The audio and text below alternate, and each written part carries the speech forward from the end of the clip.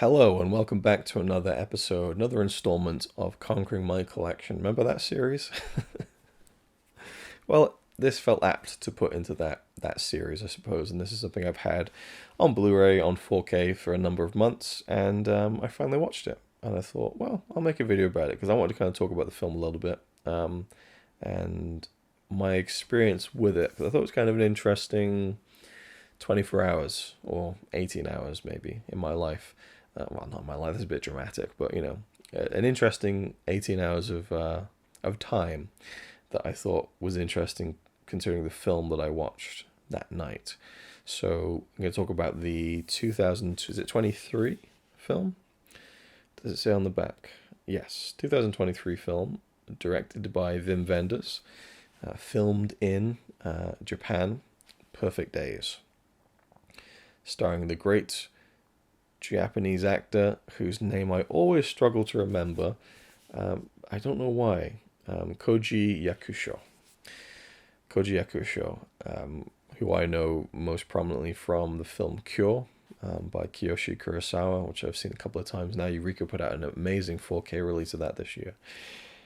This is a very interesting film that I was immediately sold on when I first heard about it and saw a brief trailer. In fact, I bought this on 4K when it came out from Mubi, and I thought maybe Connie would like this, or she might enjoy it because she likes films that are like this sometimes, and she loves Japanese films and stuff, and she loves, she used to live in Japan. But whenever I try and sell Connie on a movie, it's like, well, show me a trailer, and I'm like, a trailer for a film from 1970 is going to be terrible. Well, show me a trailer. But I put the trailer on for this, and about a minute in, she's like, yeah, I'm sold. Just turn it off. So we watched Perfect Days. I'd like to do something on this Blu-ray, because I think the extras on this are really fantastic, and they actually trump the Criterion version of this.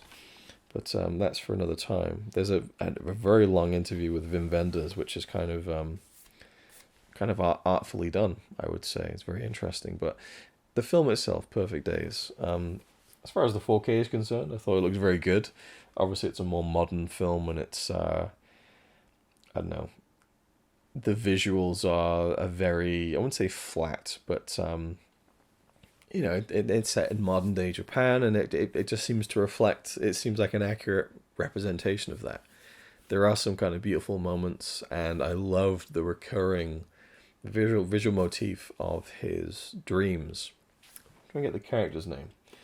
I don't think I recall that off from memory. Hideyama. So Hideyama is quite a mysterious character, and we follow him throughout his daily routine. He lives in Tokyo in a very small, unassuming apartment, kind of a first floor apartment actually, very small, and he's a toilet attendant. He's a toilet cleaner. And he goes to these toilets every day and he cleans them, and he takes his job very seriously, puts on his overalls, gets in his small car. He plays music on cassettes because he likes his cassettes.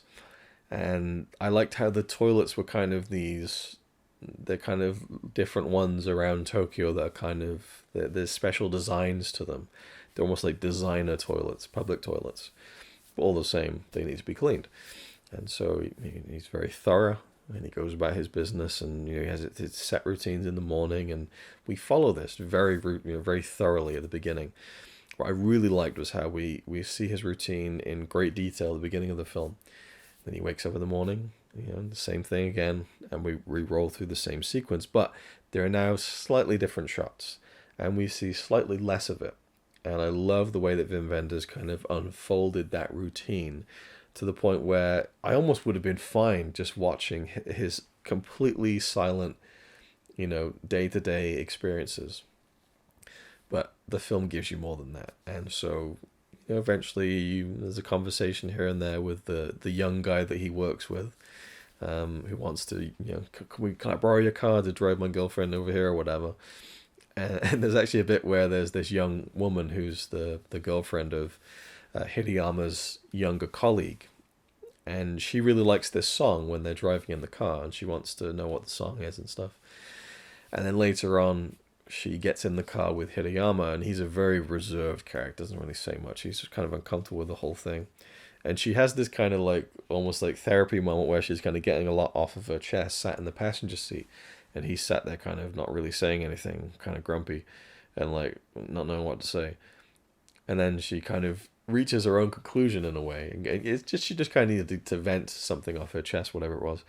And then she leans over, kisses him on the cheek, and then leaves. And Connie was like, "Oh my God, they ruined it." I'm like, "What are you talking about?" "Oh, she's old. He's old enough to be her dad, and now there's going to be a whole thing." Where it's like, "No, no, no." And I'm like, "Hang on a minute." That was a friendly peck on the cheek. She's like, "That wasn't a peck on the cheek. There's going to be some. And I'm like, "No, that's not that kind of. I can tell it's not that kind of film."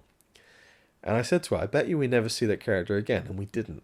And she just was so cynical about it. And at the end, she was like, "Okay, fair enough." But like, she got so mad. But I liked that because it meant that she loved how good it was up until that point, and she really didn't want it to be ruined by an inappropriate kind of age gap romance, which it wasn't. But I loved how it slowly peeled back more of his psyche, and at the same time, it doesn't let you in fully either. And there's hints of it, and there's hints of how he isn't in contact with his family as much as he should be. And there's a really gorgeous section of the film where his niece comes to stay with him. And, he doesn't say, "Well, why are you coming to stay with me?" Like, "Does your mum know?" or anything like that. He just kind of accepts it and, sleeps downstairs with in kind of the washroom. And he's kind of uncomfortable because it's kind of outside of his routine and stuff. But he kind of, he lets her stay and they hang out and stuff. And it slowly, through conversation, comes out. But Connie was saying early on, like, he hasn't said anything yet. It's like 20 minutes and there's no dialogue. And I was like, oh man, I wonder how long it can go. I just love non-dialogue stuff because it's really interesting to me how much you can convey without it. But it's just a beautiful film. And so here's the thing I referenced earlier on that I kind of, was hinting at how it was an interesting day in my life was that in the morning I did the nursery run. And normally I straight away I have to like go and do things and then I go home and there's other things I have to do. There's just so much on my plate day to day. I'm just always busy, busy, busy. And this one day I had a bit of time, not long, but about 5 minutes, right? And there's a park next to the school. I was walking away, and I just thought, hang on a minute. I went into the park, and a few times I've thought to myself on really busy days, I wish I could just go and sit down for 5 minutes. I had 5 minutes. So I went into the park, and I sat down, and I just, okay, it was a nice sunny day. It wasn't really hot yet, and there's lots of trees in the park, and so it was a nice shade. And I put my earphones in. I played the first track on the Blade Runner soundtrack, Main Titles by Vangelis. Not a very appropriate kind of piece of music for like a sunny morning, but like it was something ambient and something relaxing and calming, something I really love the sound of. I just sat there, I just listened to it, and I just breathed, and I just looked around. There was a bird kind of playing with a twig, and it flew off, and it came back. And I was just looking at the floor and the way that the shadows of the branches of the trees were kind of playing with the light and stuff. And I just sat there for 5 minutes, and I just enjoyed it. It was nice. And then I took my headphones off, and then I went off about my day. Later that evening, because we talked about this film, Perfect Days, probably a month or two before that, and I thought, do you want to watch that tonight? Because sometimes we just don't have the time to even watch stuff anymore. But if we really push ourselves, we can do it. And so, okay, it is just over 2 hours though, but we put it on and we were both like locked in on this thing. But it turns out that Hirayama, that's something he loves to do, and is shown in the film a lot, is he loves to take those moments to breathe and to appreciate, and literally to appreciate the way that the light comes through the trees, and to look up at it and to be kind of in awe of it. Like he'll be cleaning a toilet and then someone will come in, they need to use it, so he'll leave very respectfully, he'll stand outside and he'll look up and he'll notice a shadow or something and he'll just kind of smile at it. And there's a lot of moments of him just looking up and enjoying life and enjoying the little moments. It was just so funny to me that those two things coincided, because it wasn't like I thought, oh, I'm going to watch that film about the guy who appreciates the little things tonight. How about I do that myself this morning? That there was no link there between the two. It just was completely random. And it made me think, yeah, I get what this guy is like. Like I understood that part of his personality. And there were elements of the things that he was doing, the kind of little perfectionism things and the parts of the routine that I I recognized from my granddad who passed away a month ago. So it made me think of him, and that was nice. So, and I just think that Koji Yakusho, just there's a warmth to that guy that is really it comes through, and he has a kindly presence, and I just love the film so much. And I'm getting bunged up now with my allergies. I'm not getting emotional. So I should probably try to wrap this video up, but oh god, what's going on with my voice? Here we go. This will be interesting. And the little foibles and the fact that he would go to a park, not every day but some days to have his lunch, and he would take a digital camera, not a digital camera, a film camera, not a digital camera. That's important. And he would hold the camera like this, so it's pointing up at the trees, and he would take a picture, just one. And it's just of the trees and the light. And you see him do this a couple of times. And I'm thinking like, okay, is this like a constant routine or what? And he goes to a place and he gets the roll of film that he'd put in last time. He gives him the new one and gets the new one back and all that kind of stuff. And he goes home and he clears all the dust away from the floor of his apartment.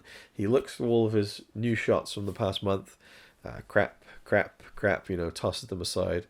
There's a couple he likes. It's all of the same thing, just little, but they're all slightly different moments, all slightly different pieces of light, and moments. And then he opens up his cupboard, and there's all these shoeboxes of like dates and years, and that I found really interesting. There's all those these quiet moments, no dialogue, and it tells you so much about the character. But as the film progresses, there's more dialogue and there's more unraveling of his routines, and you see that he doesn't live this perfect life where he appreciates everything all the time, and the cracks begin to show. But it never gets too dramatic either, and that is something I thought was fantastic. I just I can't wait to see it again, even though it's a film where not much happens. And I was walking out with my mum the day afterwards actually, and we were walking up back to my house. And I told her about it. I told her about the film, what it was about. But it's just this Japanese toilet cleaner and goes about his day and his routine and stuff. Nothing much happens.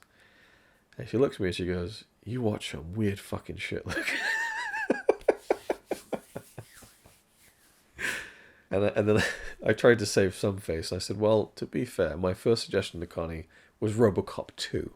So there's kind of a measure of my taste there, RoboCop 2 and Perfect Days. But the way that music is used was great with the cassettes and everything. And yeah, I'll just be talking about stuff that I liked. I liked all of it. I loved all of it. In a way, I think it's a masterpiece. In a way, I think it's incredible. But I could totally see why some people would watch it and say, like, well, there was nothing remarkable about it. But my argument is that all those little seemingly unremarkable things are remarkable. It's all about your perspective. And that, I think, is what makes it a brilliant film. And it's just so well made. And while everything is so kind of, as I said, kind of very straight, and you just follow him about his day, there's nothing too fancy about any of it. You then get his dreams, and they're kind of impressionist. I love how filmmakers approach dreams, because there's so many ways of doing it. I still think that moment in The Exorcist is like the closest to what a dream feels like. But I love the way that it was this impressionist style. It was in black and white, and there's images and certain things, and I think it was what's the character's name from Twin Peaks? Major Briggs. The mind's way of cataloging the events of the day. Dreams are so fascinating to me. I'll share this story actually. I'm starting to share these little morsels now about my kids, but I'm trying to get my son to tell me if he's dreaming, because he keeps waking up crying lately. I was like, is he having bad dreams? And I was like, Lucas, do you see things when you're asleep? He's like, yeah. But in fairness, he says, yeah, to like almost everything. I was like, what do you see in your dreams? He goes, I see circles. I was like, you see circles? No. Is it a circle that you see? No. I was like, oh, what do you see when you're asleep, Lucas? And he looked beyond me at the ceiling, and he goes, oh, I see something. I was like, what? I see something. I was like, what do you see? Oh no, I'm scared. It's like, don't be scared. I was like, oh my god, I'm traumatized. It was like a scene out of the Sixth Sense or something. I was like, oh, it's okay. Dada's here. You're safe. I'll protect you. And he's like, yeah, okay. I'll never forget that look in his eyes. He just stared past me. He was like, I see something. I'm scared. I'd love to know what he dreams, because I have like memories of dreams when I was a kid, going back like 30 plus years. I remember dreams I had of this red monster. And my dad telling me that, like, well, when you're dreaming, just realize you're in a dream and you can do anything. And so I have experienced lucid dreaming even as a kid, and it's really interesting when that happens. But I just like different interpretations of dreams visually on screen, even if they're not really what dreams feel or look like. They're interesting devices to show you glimmers of what's going on in his head, I suppose, when you're not really getting much out of the character verbally. But yeah, man, just what a great film. Loved it. Perfect Days, fantastic. And as I say, the 4K from Mubi has I think the Criterion has different extras, but this one has longer interviews on it. So there's interviews with like the main cast, and there's a really lengthy one with Wim Wenders, which I've seen. I haven't watched all of it. It's a really artfully done interview. I really enjoyed it. And now I just want to see more Wim Wenders films. I think this is the only one I've seen. I think Paris, Texas, Wings of Desire are the two big ones, but otherwise, yeah, let me know if you have any Wim Wenders films that you're kind of interested in. Also, just interesting that it's like he's German, right? Maybe not. I think he's German. It could be Austrian, but either way, a European director making a film in Japan, and it feels like a Japanese film. He has said that he considers Yasujiro Ozu his master, his chosen film master.